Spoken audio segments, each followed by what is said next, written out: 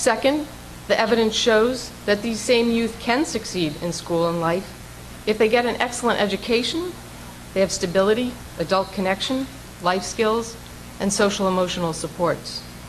And third, here in Washington, D.C., we can provide these 5 elements in an academically excellent weekday boarding school to give stability, support families, and change lives. So what's the status quo? Well, nationally, it's well documented that educational and life outcomes for many youth brought into the child welfare system are atrocious, including extraordinary levels of academic failure, chronic poverty, homelessness, and trauma. Furthermore, for the first time, we see how Washington, D.C. students in care are performing academically, thanks to a collaborative effort with Child and Family Services and OSSI. And here's what the data tells us. The good news is that there have been some recent improvements, but the bad news is that these youth still fare much worse than other DC students. So I'll give you some data.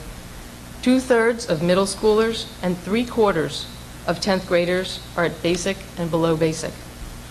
Only 1/3 of high school students graduate on time, and just 1/3 of 9th graders are on track to graduate.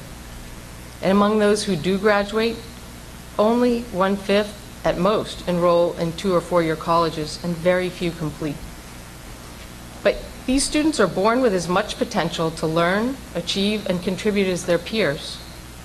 These students Monument Academy will enroll are already in DC charters and DCPS schools, but our school will help change their odds. So what will Monument Academy accomplish for our students? We'll prepare our students for college, careers, and contributing to their community. As we've just outlined, we know many students may come in behind and with barriers to learning. So what do such high expectations mean for our accountability plan to the students and the public? Well, Tier 1 from day one. For those students who enroll in 5th and 6th grade, we will adopt the traditional high school PMF in high school, and we expect them to achieve at Tier 1 levels. We will have a laser-like focus on student academic growth. Our middle school and high school will track the traditional PMF elements, but adjust the weights to place greater emphasis on growth measures. We will teach to Common Core standards and aim to close the proficiency gap between our students and the district average within 2 years of their enrollment. Accountability for access. Because so many youth experience instability, we will welcome students in every grade level except 12th. Accordingly, some floors and targets in our leading indicators may be adjusted to reflect the discrepancy in newly enrolled students' proficiency. An example of that would be 9th grade on track to graduate for every newly enrolled 9th grader. And then finally, accountability for life success. Our mission-aligned goal is that day one, every student creates and refines a personal transition plan called their monument. So how will we do that? Monument Academy's research-based 5 pillars. These are, first, excellent academics with high expectations individualized to meet student needs. Second, adult connection for every child through our advisory system. 3, a school culture steeped in trauma-informed approaches, growth mindset, positive behavior interventions and discipline policy. 4, weekday boarding to provide stability. And 5, life skills that are infused in the daily experiences of students' lives. We'll also have first-rate staff whose motivation and expertise are focused on our students' unique needs, and we will support our faculty in this work. It's a tragedy when young people's traumatic and transient situations create barriers to their learning. Monument Academy will provide the instruction, support, and stability to remove these barriers. Trauma and stress have been part of their experience, but it doesn't have to define them. We'll help students to define themselves as successful agents of their own futures. Thank you. Thank you. All right, I'm going to lead the questioning for our colleagues. In the presentation, you mentioned high school. You've used the PMF, but you focus more on growth, which leads me to ask, what are the, if you know at this point, the sort of measurable goals? How will you know you've been successful after 5 years? I mean, that 50% of the youngsters who enter ninth grade graduate on time, what are the targets? I didn't find those articulated numerically in the application. Yeah. Well, they weren't in the application because at that time we didn't have the data from OSSI, but we've since been able to obtain that. So we needed a baseline of data to be able to say, well, what could we reasonably expect? And then we met as a team to talk about that. And so when we talk about our students who've been at our middle school for the first couple of years, it's the PMF as we know it for high school. When we talk about students who enter later or for middle school, we talk about adjusting, about using those same elements. So we talk about student progress, student achievement, gateway measures, leading indicators. But what we talk about is adjusting the weights because we believe that it's appropriate to emphasize more heavily the growth, that's the work to be done. And then on the other measures, well, we know that we're replacing DC CAS with PARC. So at this point, the emphasis is more on how our students are doing relative to the DC average, whatever the test measures, than to talk about, oh, we'll reach X% of proficiency because we just don't know. Nobody knows how any of the schools will do. And then on elements like ninth grade, on track to graduate, we've really tried to adjust floors and ceilings proportionately to reflect some of the differences, but I think the targets are still pretty aggressive. And of course, our goal is for all students to graduate. We need to recognize that for some students coming in at ninth grade, it may take an extra year, so we want to build in that reality. There are a lot of interesting, and I mean that in a positive way, things about the application, the boarding school during the week, focusing on foster people who've been in the foster care system. I'm wondering if you could talk a little more, though, about either other examples of successful boarding schools that have addressed either this population or a similar population of young people, because I'm not familiar with real great success. And while the challenge is substantial, and we love the fact that you're being aggressive, I'd like a little bit back on what makes you think you can pull this off. Well, the reality is, I mean, we've looked around to look at who might be doing this work, and there are very few examples. In California, there's San Pasquale Academy. That's more of a group home model, and I think the emphasis is started out of a group home model and then added the school, and I think the outcomes for youth there are better than they were before, but that's not our model. We're not a group home. We're not 24/7, 7 days a week, all year long. We're primarily an academic institution, which has weekday boarding. There's the Hershey School in Pennsylvania, but it's slightly different. It's non-public. They take students at a very early age. They can dismiss students. But they have successes. They're incredibly well-resourced. But what we're looking at is elements of what make high-performing schools successful, and we're looking at the evidence of what makes youth successful, and this is innovative. We are trying something that we believe, based on the elements of what works, that if you put them together, will be more successful, certainly than the status quo. So let me drill down a little bit. One of the areas that I have questions about is particularly evening supervision. That, I mean, we have, in this region, we have examples of schools struggling with having some sort of positive, on paper it looks like a positive because you've got kids' attention more time. In actuality, schools have experienced difficulty translating those evening hours into a positive benefit for the kids. How are you guys going to address that? That's actually a very good question, and we've spent a considerable amount of time trying to figure this out. In terms of ratio, I mean, one of the things that we try to do right away is to look at what's going on in therapeutic environments where there's more intense support to students. It's important to say that that's not our intention, that's not what we intend to be. At the same time, we looked and saw that their ratio is 7-1. And so our ratio for evening support is 10-1. And again, this is a we're not a therapeutic environment. So we're pretty sure that we're pretty confident that the ratio in terms of evening support is going to be enough. I think that what is also important to note is that, we have a director of residence life who is a part of the academic leadership team of the school.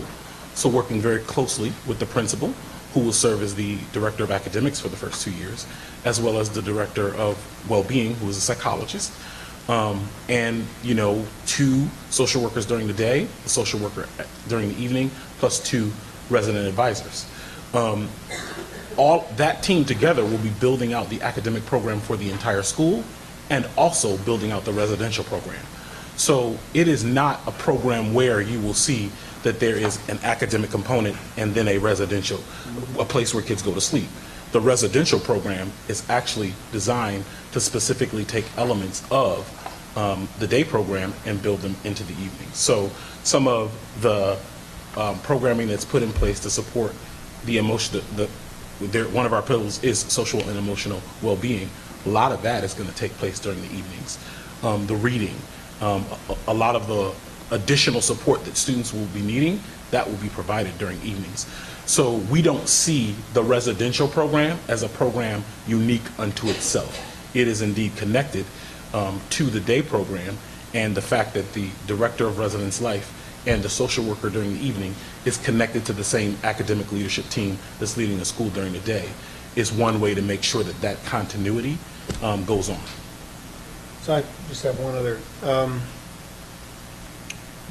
Because your program is a little different than most schools, what's the role of professional development?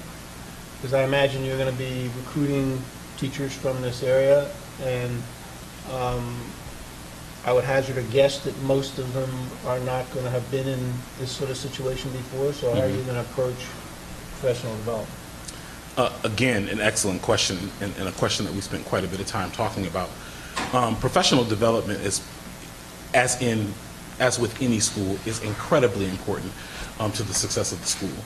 And in light of the fact that we are looking to pull a very specific demographic of students who may come with some degree of, a higher degree of obstacles that they have had to overcome, we are seeing PD as first leg in getting that done.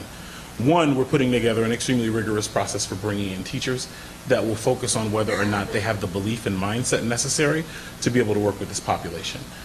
Also, a degree of permanence. Will they be able to stick it through when it gets tough? Our PD is going to be broken out in 3 particular areas. One, instruction, and we think that the classic set of instructional PD is going to be very important. That includes educational philosophy, the essential principles of instruction, instructional planning and expectations, data-driven instruction, pedagogy, and classroom culture management. Away from that, we're also looking at school culture. And so there will be a whole set. Relationship building, social, emotional well-being, academic classroom culture and school culture, growth mindset, efficacy, classroom management, and PBIS.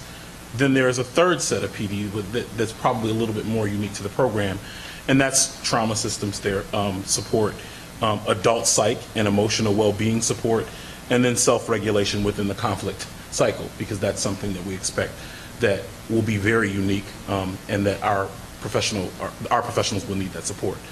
In addition to that, we're also setting aside a body of time and money just to provide psychological support to our teachers.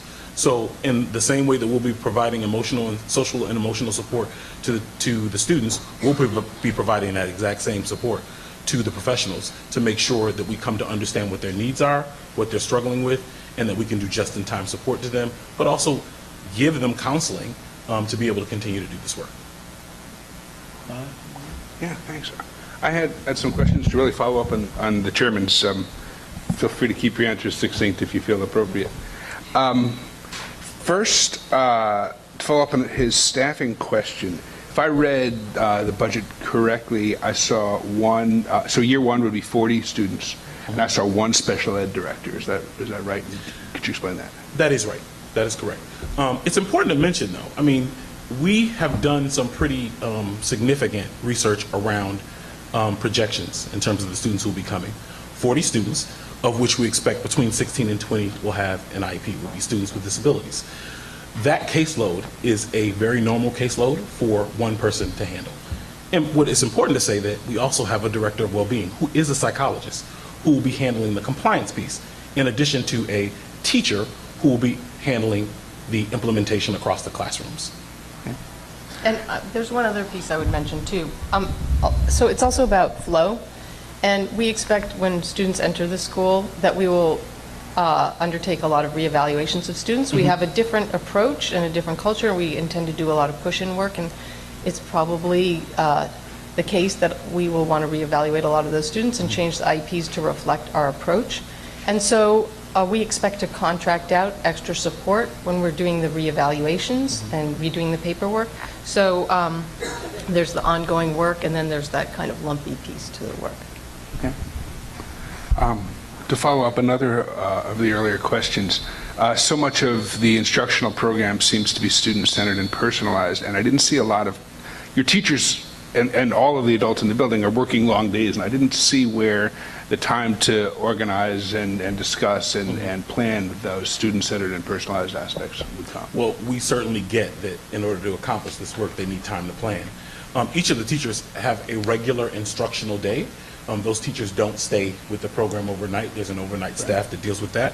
But during the day, they have 2 hours of planning, which is a significant block of time to do co-planning, to also do planning for the kind of personalized instruction that we want to happen. 30 minutes in the morning and an additional 90 minutes in the course of the day. I had expected, as I read the application, that the goals for accountability purposes that you would select would be towards the alternative performance management framework. It sounds... It is. So if I didn't make that explicit, we are asking for alternative management, but it is very much mirroring the traditional PMF. So we really want to reflect as much as possible the elements that you're looking for. I mean, we did sort of open it up and think about a wider universe of possibilities, but as we looked at it, we thought, well, these are really most of the indicators that we're looking for. And again, for the high school, for those students who've been there, we thought absolutely we should be accountable. They've been with us for 4 years. We've done intensive work. And it was really more about how we change the weights and the floors and the ceilings. But do we want ninth graders to be on track to graduate? Yes. Do we want them to take the SAT? Do we want all the same things? Absolutely. Okay. Well, I'll pass it. So non-academic life skills are a really critical part of your work, but I didn't get a clear sense from the application of what exactly the curriculum and goals are for students in those areas. Can you talk a little bit more about that? Well, I'll start, but I mean, one of the things that we were talking about in our mission-aligned part of our goals is this, what we're terming My Monument, and it really is about building a transition plan for students that maps what does leaving our school and being able to be successful in career, in community, in post-secondary look like. And so what are all the essential skills that you need to know? What's the academic experience? And what are the experiences that you need to have? And so with those three things in mind, mapping backwards to whenever the student enters. And so there are elements that we're looking at in terms of best practices. A lot of that already exists in the disability community and in the foster care community that we're looking at. So we also believe we don't have to reinvent the wheel, but some essential things will be self-care, cooking, financial literacy. So in our high school, we have a financial literacy class. It will be, and those will be a lot of the life skills in terms of community, there'll be the essential documents that students need, social security card, driver's license, which may seem small, but they're really actually huge for students, a bank account. And for our for career as well, a work placement, a recommendation, and then for the academics, it's all the other academic pieces that we're doing for students. And so we want to take that and map that back, as I said. Did that answer your question, or is there more to that? So do you have specific life skills curricula identified, or is that something you're planning to do and identify during the planning year, or? Most of it is during the planning year. One of the things that we're looking at for our first year is building partly around this executive functioning curriculum, Unstuck and on Target, and using that advisory block to do that. And then we'll be looking at other curriculum, model curriculum elsewhere. I wanted to also, along the same lines, ask about the CTE training. So you mentioned that as critical to ensure that the students graduate with careers, but I didn't see any mentions of the specific CTE goals or the specific CTE curricula that you would use or models. And I also was curious, given all the academic coursework expectations that you had laid out in the expectations for high school students, when you expected students would actually do the CTE education piece. The CTE education piece is part of the elective strand, and some of that would be complemented, say, by the science and the blocks, the scheduling that we have for science in the labs. And we haven't put down, I mean, there's a lot that's even evolving in terms of what we want to offer in healthcare and information technology, so we could put something down, but in 5 years, it's going to look different. And then I had one final question, which is kind of unfortunate, I guess. We know from data that a large number of young women who are leaving foster care are pregnant or parenting, and I wanted to understand how your residential model would work for that population of young women to support them to be able to remain in the school, you know, in the eventuality that that is something they experience. Yeah. Well, I think that's a good question, and I mean, a lot of our focus at the outset is on prevention, so a big goal for us is avoiding that outcome. What we do to support parents, if that happens, that is something that we'll be looking at and planning for in our planning year. But we don't, I can't tell you we have the answer to that question yet. It is your intention that young women who experience that would be able to retain in the school, they would not have to leave? That's what we would like. I mean, our intention is to retain everybody to the fullest extent possible. Okay, Yeah. thank you. So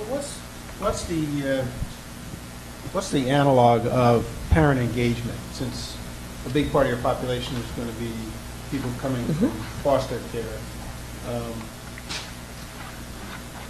Oh, well, that's a really good question. I'll start and I'll let my colleagues speak. But there's a variety of guardianship arrangements in the foster care system. There's biological parents, and in almost every case, they are the educational decision makers. So outreach is actually quite critical. And then there can be foster parents, there may be kin care. And so working with all of them, and these children are connected to all of them, so we feel that's really essential work, and we're working with doing a lot of leading work in this area to develop, it's partly about specific strategies, but a lot of it's about messages and how are we in alignment. And what we've decided, in our first year, our message is high expectations for students, and those are high academic expectations as well as behavioral and in every other regard. And so it's really about how do we meet parents where they are and communicate that and let all those adults in children's lives know how we're supporting that and thinking about how we communicate that and then how they can support that. And I'll let others. I don't know if there's anything that I would add to that unless there's something more specific in the question you're asking. Yeah. Hi. I had one question, and that was, what are the qualifications for the residential staff? I saw your teacher qualifications, but I didn't see what you're looking for the evening person. And then adding to that, I think you said that there was a staffing ratio of 1 to 10 for the evening. And when I looked at it, I thought it was 1 to 20. So maybe I'm missing something in year one.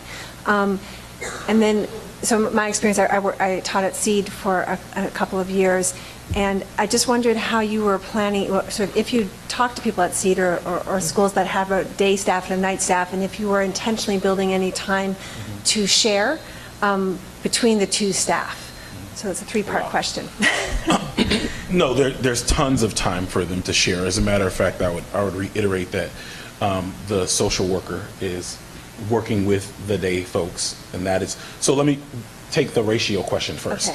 Okay. There is a director of residence life. Okay. That person is largely a principal candidate. We're looking at somebody at that level to come in and be the director of residence life, someone who has specific experience working in a residence hall of some sort, and who also has educational experience, because we don't want to lose that for the evening program. That person will have a social worker who is specifically sourced for the evening program. There are 2 that are day social workers, but there'll also be 1 specific evening social worker, and then 2 residential aides, assistants. Now, the qualifications for the social worker and obviously the director is kind of more apparent. But the resident assistant, we kind of still have more conversation to have around because we also know that in programs that have struggled, the quality of the staff that you bring in certainly has an impact on that.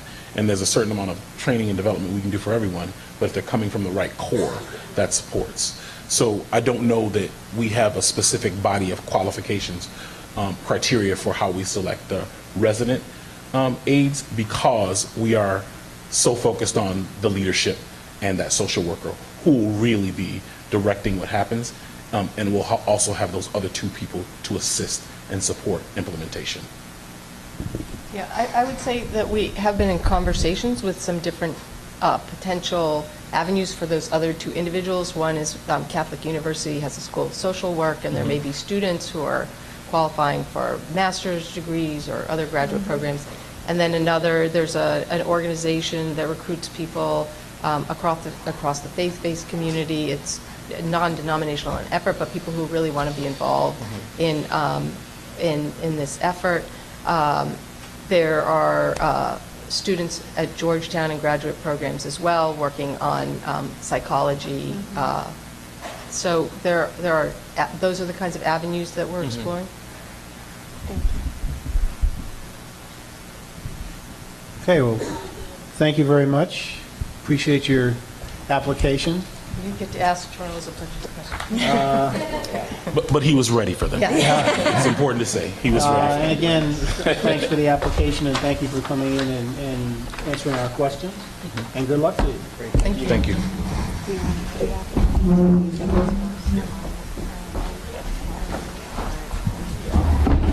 Okay, next, I'm going to read off the list of people who are on the first panel to comment. They'll each have 2 minutes. So sort of listen for your name. If your name is not on here, don't stand up at the microphone, because I will not recognize you. And you may get a chance later, but there's such a long list that it's really only fair for those people who bothered to sign up. So here's the first panel. They're all related, or I assume are speaking to any of the first 3 applications.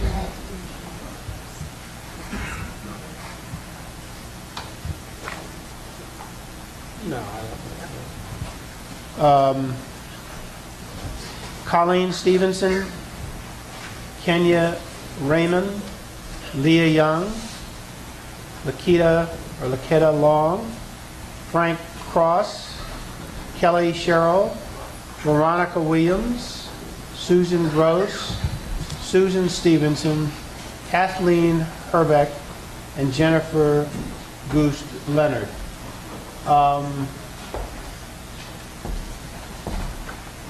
So if you would, I think is this the mic we're using here? Yes. And this is the timer? Yes. So everybody can see the timer.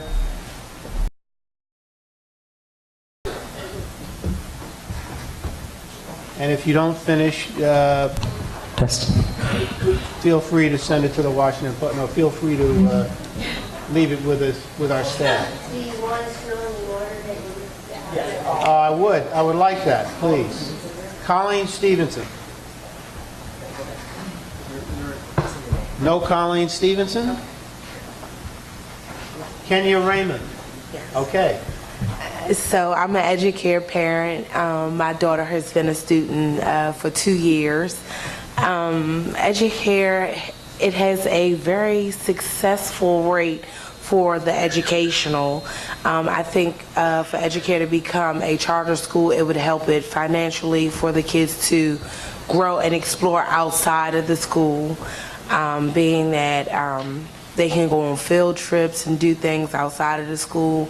A lot of the things that they do are hands-on inside the school, as far as maybe with insects, or like today is Earth Day, so they implemented pudding and cookies and worms to show the earth.